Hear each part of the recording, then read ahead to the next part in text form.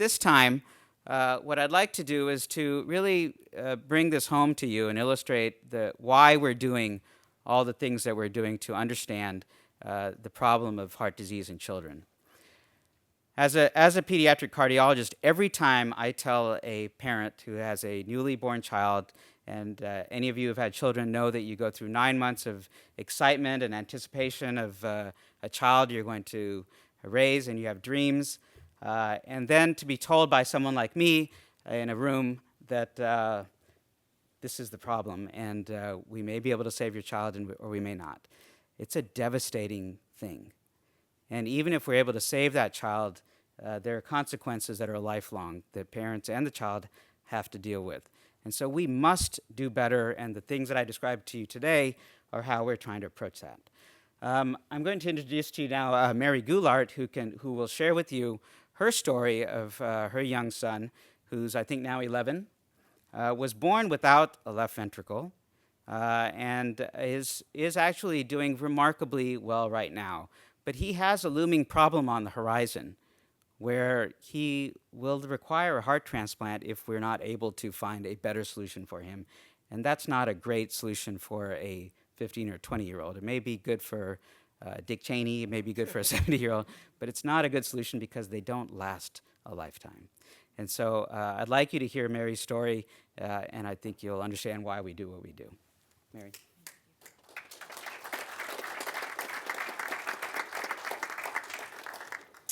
Well, it's an honor to be here today, and I'm just going to pass this around so we can put a face to how important all of this research is. And Deepak, if you would pass that around.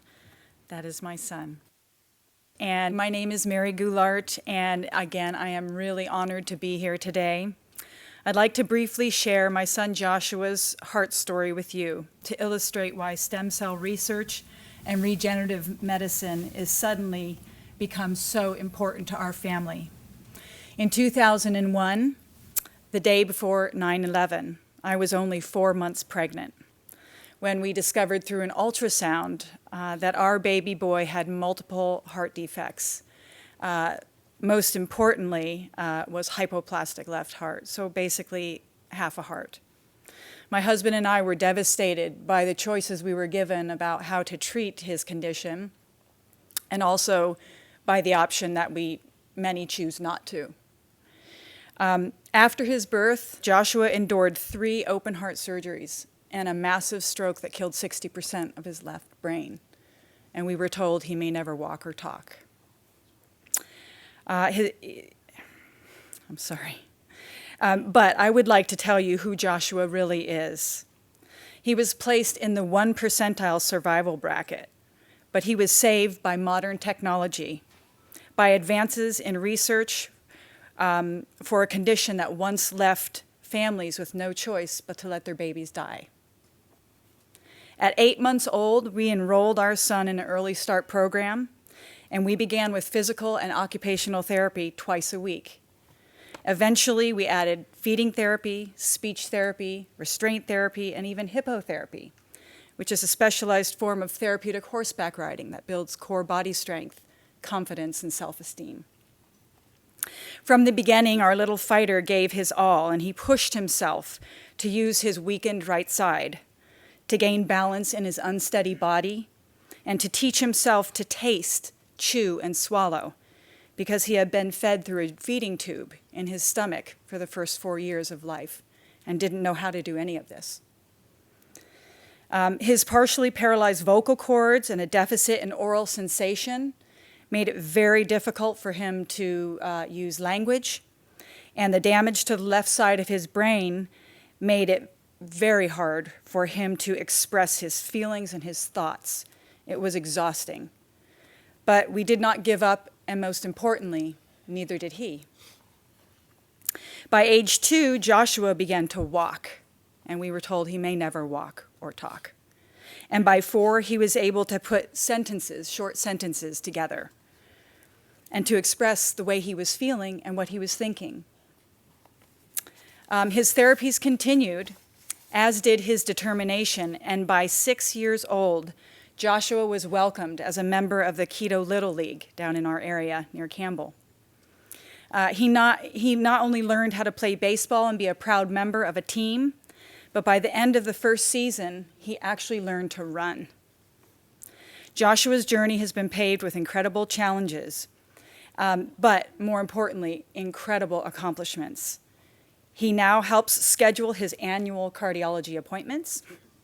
He reminds me of his therapy appointments, and he works with a tutor to help him with his academic challenges. Joshua is very proud to share his story. And he knows that he is a miracle and seen by a miracle by many, even his young peers who often ask pointed questions as to why he wears a brace on his right hand and has all these scars all over his chest.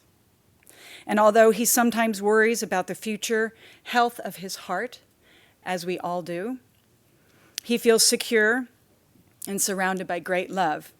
And he knows he has some of the best heart doctors in the world watching over him.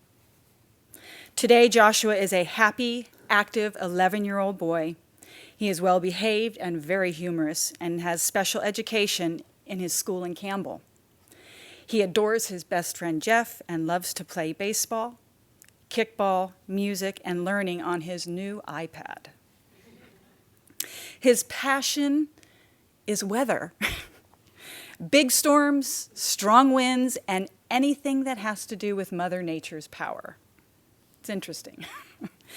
Over the last decade, Joshua's experience with heart disease and his courage to push himself beyond all expectations has modeled to us, his family, and his friends what true determination and perseverance is. He has shown us that with love, anything is possible. And because of that, I am committed to share his miraculous journey on behalf of all the children and all the families who have been touched by their own heart stories.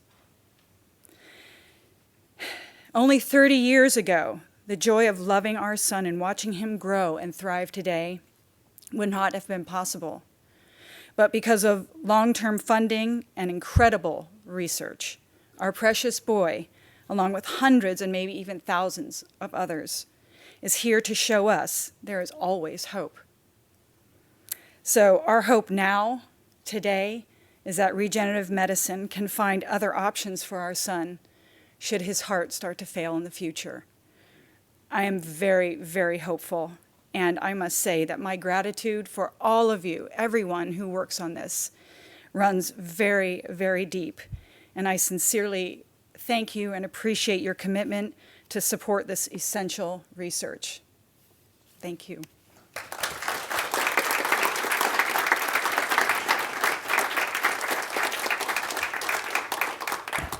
Thank you, Mary, for sharing your story, and I think that really illustrates to you why we need to do better and what the work that you're funding is going towards.